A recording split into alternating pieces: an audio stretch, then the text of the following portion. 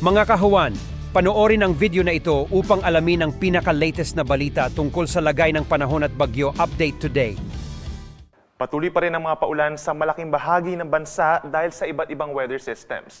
Dito sa may Northern Luzon, meron pa rin tayong Northeast Monsoon or amihan na siyang umihip at nagdadala ng may kalamigang panahon doon at mahina hanggang katamtamang mga pag-ulan.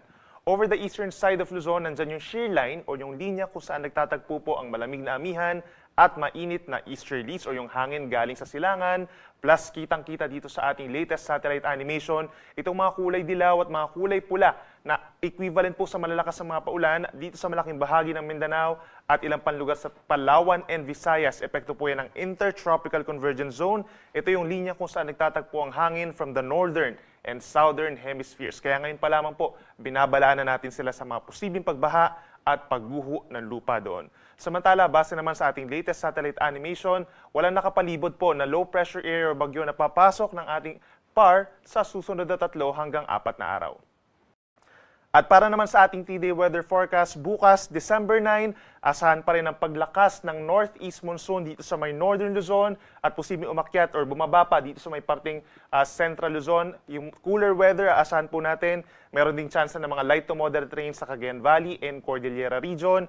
Habang yung shear line o yung linya kung saan nagtatagpo po ang malamig at mainit na hangin ay magdadala pa rin ng kalat-kalat na ulan at mga thunderstorms. Minsan malalakas po na ulan ito sa bahagi ng Central Luzon, Southern Luzon hanggang dito sa may Visayas at pinakamaapektuhan itong Bicol Region, Samar Provinces, Quezon, Aurora at mga kalapit pa na lugar, kabilang ng Rizal at dito rin po sa may Mindoro Provinces as well as Laguna, kaya mag-ingat din po sa banta ng baha at landslides.